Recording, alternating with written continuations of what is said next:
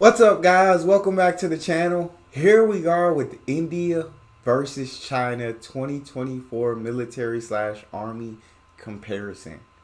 This is a comparison I believe is very important because videos that I've seen, it seems like tensions are heating up between India and China. Yeah, and I mean, it seems like neither side wants to kind of give an inch. And it seems like China's setting up their army strategy, then India setting up their army strategy in case China do something. So this is very interesting to see how their militaries and armies compare to one another.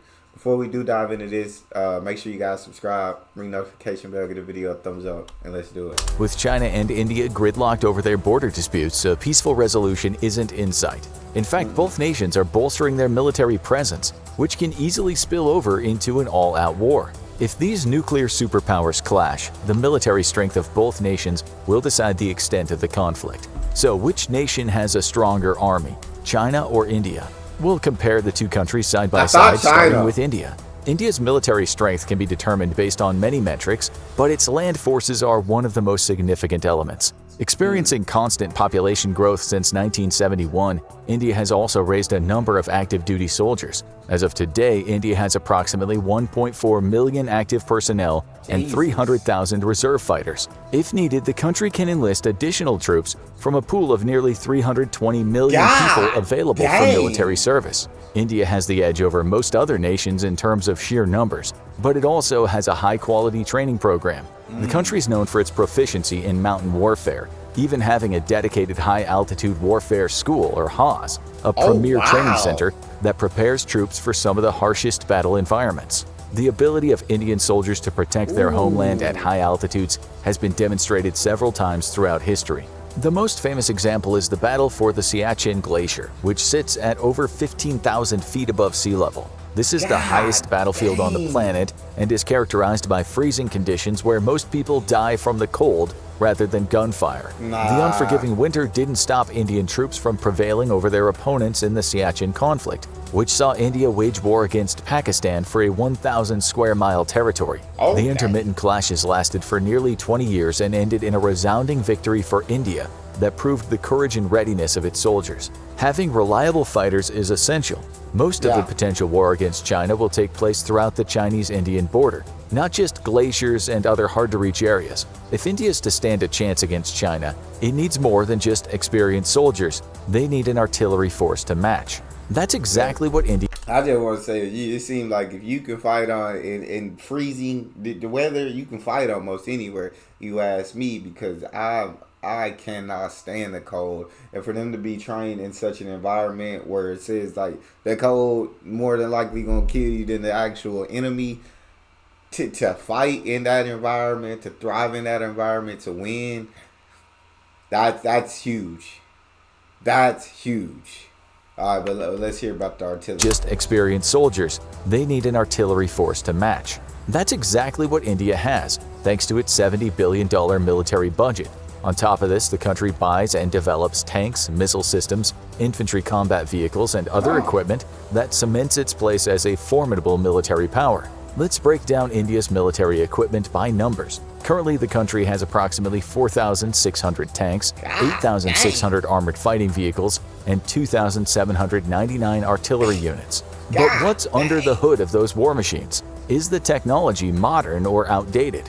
As it turns out, India's military equipment is pretty sophisticated.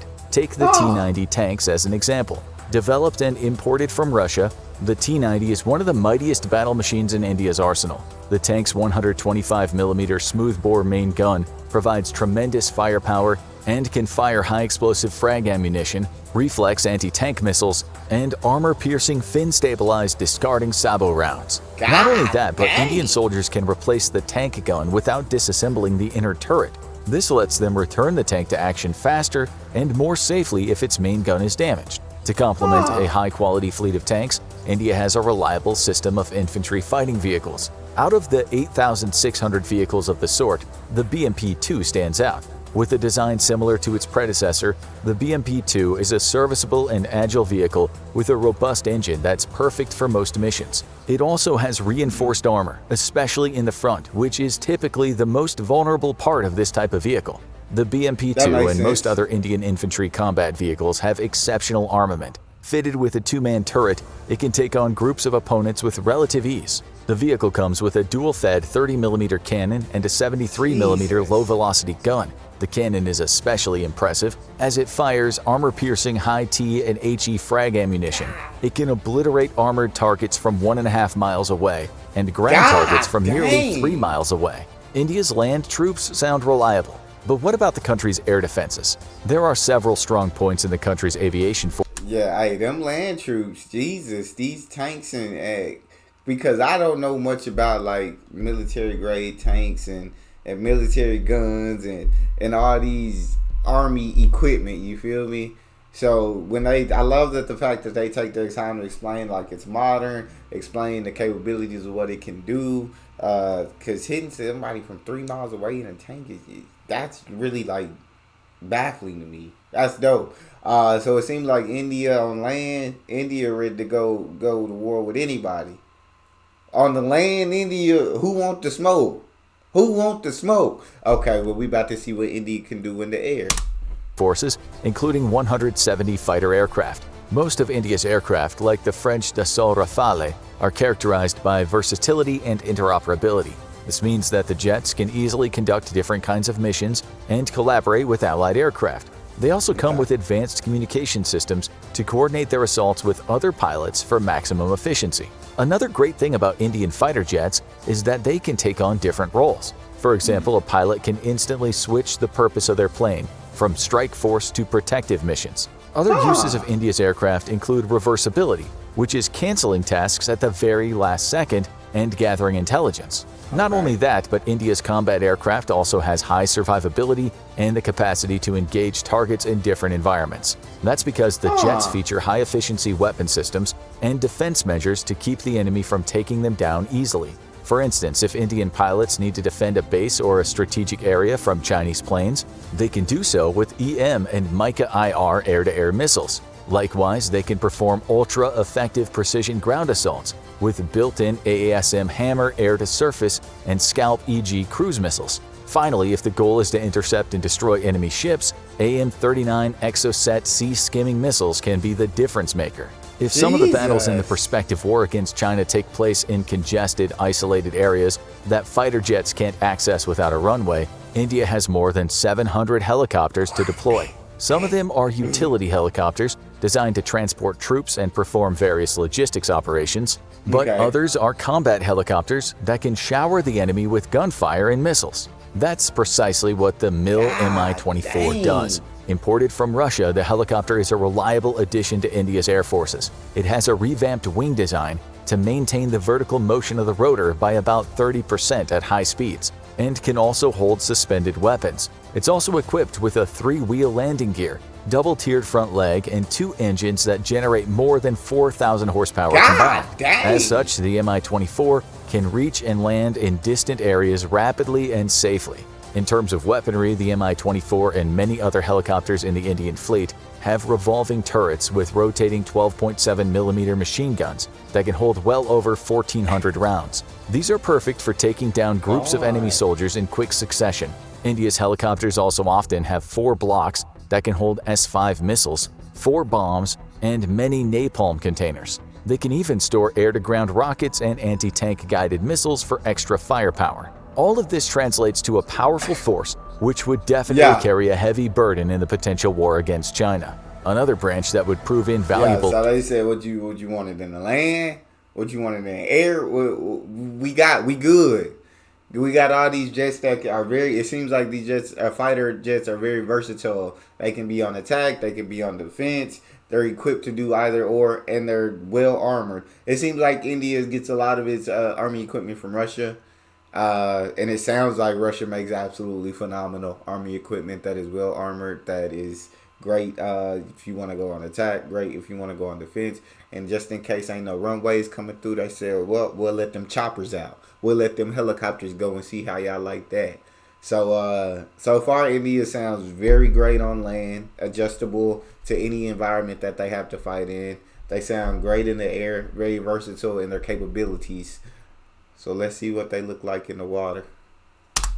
in a war against China is India's naval forces. The ongoing economic development and greater military spending have contributed to a well-balanced navy that's strong on all fronts. India has over 250 naval units, 11 of which are destroyers. This class plays a pivotal role in guarding India's coasts and protecting them from enemy ships. There are many high-end destroyers in India's armada, including INS Visakhapatnam. It's the latest addition to its fleet and represents the pinnacle of the nation's shipbuilding. In fact, it's one of the most advanced warships not just in India, but anywhere in the world, with a length of 538 feet, weighing in at 7,400 tons. It reigns supreme in the Indian Ocean. It's also powered by gas propulsion that features 4 cutting-edge gas turbines that can propel the warship at about 30 knots or 35 miles per hour. The weaponry of India's destroyers is just as impressive as the rest of the fleet. They're fitted with a wide variety of weapons that include mid-range surface-to-air missiles,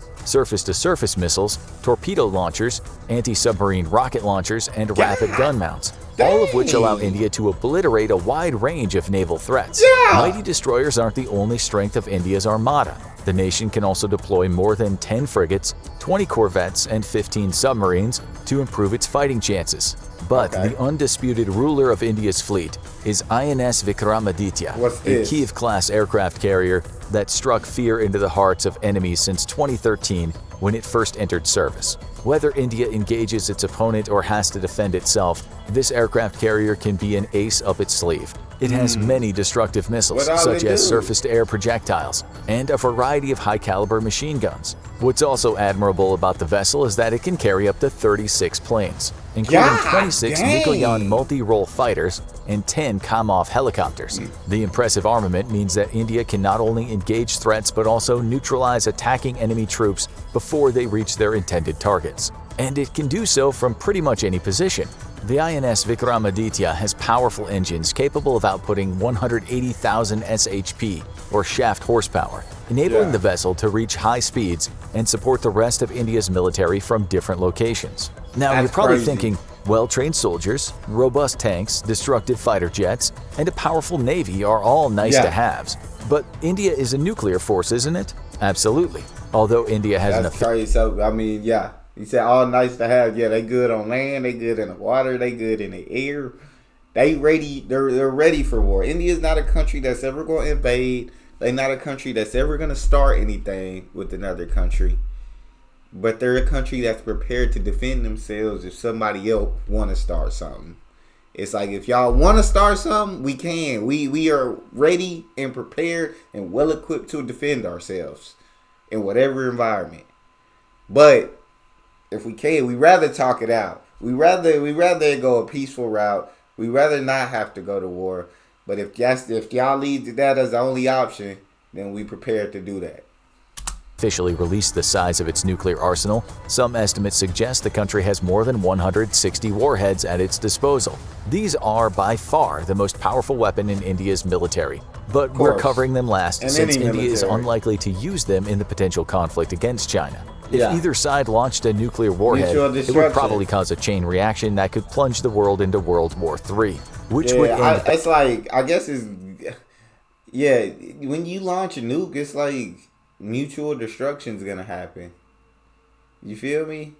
And so that could be cause a chain of world-ending events. So it's like, why everybody got these nukes? Because once you launch them, Jesus, the damage they cause in the chain of events that's gonna happen is gonna be terrible for the world. Badly for both nations. This wraps up India's military strength. Let's now turn our attention to its rival, China. Let's see what we got, China is known for its technological investments, military spending comprises a large part of its GDP. More specifically, the nation allocated nearly 2% of its GDP to military, giving it a budget of almost $300 billion, which is almost... That's a big difference compared to India's $70 billion. That's a big difference. 5 times more than India. In today's world, the country with the highest defense budget has a stronger military 99% of the time. Exactly. That seems to be the case when it comes to today's belligerents. But let's analyze China's forces segment by segment to determine if it's true. In terms of manpower, it is no contest. Even though India has surpassed China as the most populated country on the planet, it still has fewer soldiers than China, with over 2 million active soldiers and an additional 2 million reserve personnel. China trumps India by a wide margin in this category. The nation can also source more troops if need be, given that the number of citizens available for conscription is just over 385 million, about 65 million more than what India can work with. Training-wise, China seems to do a good job of preparing its soldiers for an array of combat conditions and environments. The Chinese People's Liberation Army, or PLA, regularly undergoes rigorous training, and its members are renowned for their high discipline.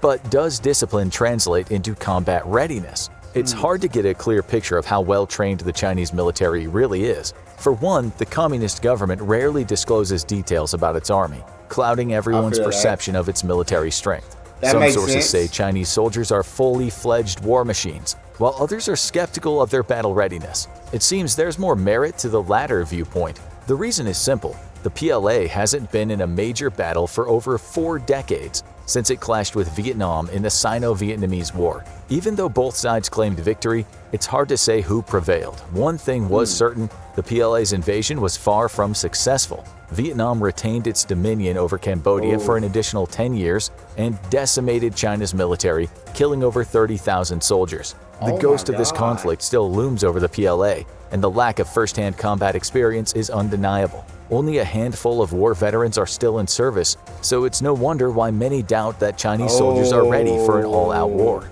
Even China— So they saying they ain't had to fight nobody in the last 4 decades, in which all them soldiers that actually had to fight, they gone. So ain't none of the soldiers in the army right now actually had to fight. So people doubt, like, if war break out, is they really ready? Is they really ready for what's gonna happen? We see that they got the numbers, they got the manpower, they outnumber India by a good amount. So they definitely got the manpower. But it seems like they have less experience when it comes to recent battles and recent wars. So will that play a factor in it if these two were to go to war? I just think the spending is just too big of a difference. I think the spending is going to come down because 300 billion versus 70 billion is just a huge budget difference. China's official newspaper, People's Liberation Army Daily, is worried about the issue. Conveniently named peace disease, years of peace have resulted in unprecedented economic growth, but have also undermined military readiness. Even though China had a minor skirmish with its current regional rival in 1988, it's not enough to prepare its infantry for the potential high-altitude battles that it might have to engage in against Indian troops. Good point. As a result, if some of the fighting between China and India hinges on infantry only, India's experience with harsh environments and relatively recent combat experience would likely pave its way to victory. But as we all know, modern warfare isn't just about soldiers. Sometimes it's all about the machinery. Equipment plays an important role, and China seems to be head and shoulders above India in this respect. The first area where China outperforms India is in the number of tanks. The nation has about 5,750 tanks, which is approximately 1,000 more than the other side. And the technology of their main battle tanks is high level. This is most evident when you take a look at the Chinese Type 99. Featuring reinforced armor, it can withstand the impact of 120mm projectiles with ease. Some even claim that the front of the tank provides as much protection as 1,000mm of steel armor. The vehicle also has NBC protection and modular reactive armor that can be replaced quickly after it's damaged. Chinese tanks aren't just durable when facing direct impact, though. They're equipped with technology that can keep strikes from happening in the first place. For instance, the Type 99 features a laser protection network that utilizes advanced lasers to disrupt incoming missiles. If the enemy deploys gunners with bazookas or observation optics,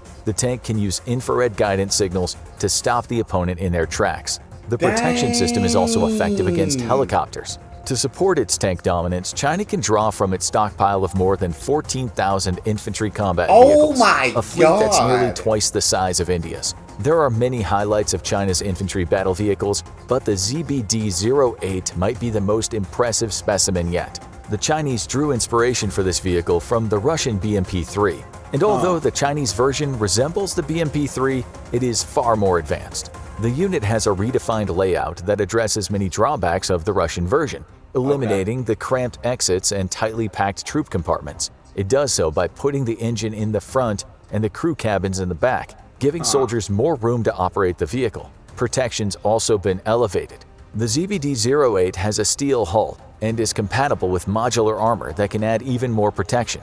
Some suggest that the front arc can endure 30mm armor-piercing projectiles, while the sides neutralize 14.5mm rounds with ease. Like Chinese tanks, this vehicle employs laser protection systems to deter enemy missiles. When it comes to armament, the ZBD-08 and the rest of the Chinese infantry combat vehicles are just as reliable, if not more reliable than Indian vehicles. China often installs 100mm guns on these vehicles and autoloaders that can zero in on targets from up to 2.5 miles away. The vehicle's weaponry is highly versatile, as it can fire anti-tank and ordinary projectiles to neutralize India's main battle tanks.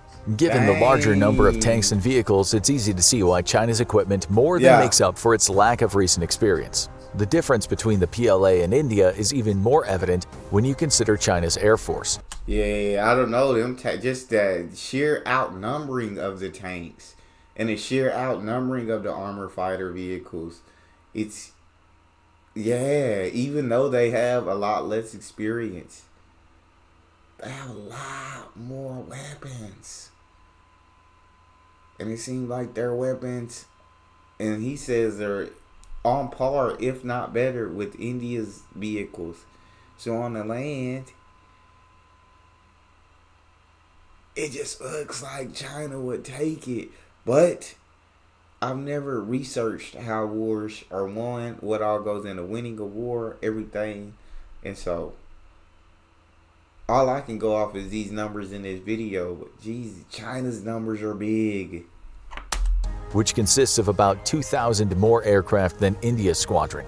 Among the aircraft is the high-tech Chengdu J-20 fighter jet. The stealth war machine features supersonic inlet intakes and state-of-the-art low observable exhaust to maximize performance. The central weapon bay houses long-range air-to-air and precision-guided missiles. There are 2 additional weapons hubs behind the inlets primarily designed for short-range aerial combat. These secondary bays allow the pilot to close the bay door before releasing a missile to enhance stealth and catch the enemy off guard.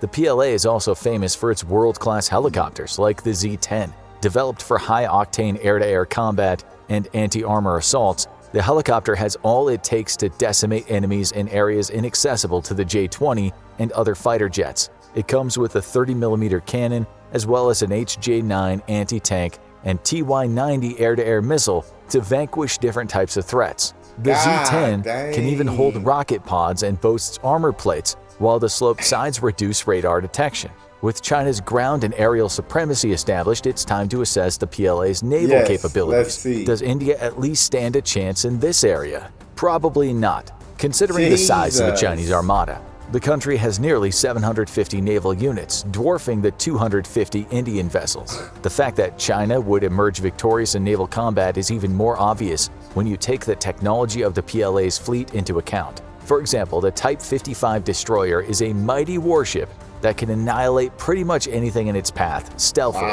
The enclosed forecastle conceals its anchor chains, mooring points, and other sections that would otherwise alert enemy radars and ships. It's even equipped with advanced smokestack designs that further eliminates the risk of detection and infrared signature. Regarding weapons, it hardly gets any better than Chinese destroyers. With 112 launching cells, the PLA's fleet can fire virtually any type of missiles, including HHQ-9 surface-to-air, YJ-18 anti-ship, CJ-10 land attack, and anti-submarine projectiles. To double down on its naval strength, the PLA can deploy 3 more aircraft carriers than India, with the highlight being the Fujian.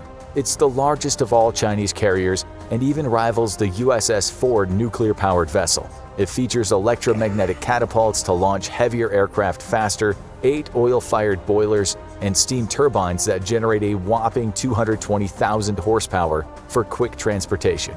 In the nuclear department, it's estimated China has over 400 nuclear warheads, compared to India's estimated 160. Should the potential war escalate drastically, China would handily overwhelm India. That brings us back to the central question: whose military is more powerful? Without any doubt, China's military is superior to India's, and by a large margin. The only area where India may outperform China is soldier training. Everything else, including tanks, infantry combat vehicles, aircraft, naval forces, and nuclear weapons, favors China. Now check out each country's plan if the war escalated with China's World War III plan or India's World War III plan. Oh, we might have to check out those videos soon, but my heavens.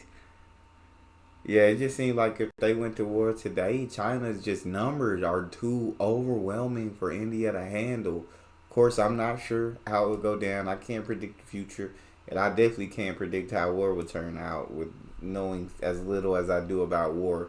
But just from watching this video, from the sheer numbers, you would just, I would just say China would be the favorite. India would be the underdog in the situation. China would be the favorite to win that. That's crazy. Those numbers are insane. God dang. China ready to go to battle. That's all we got for this video. Let me know what y'all think in the comment section. If you enjoyed watching that video, make sure you check out this one as well. It's your boy Neal. Out.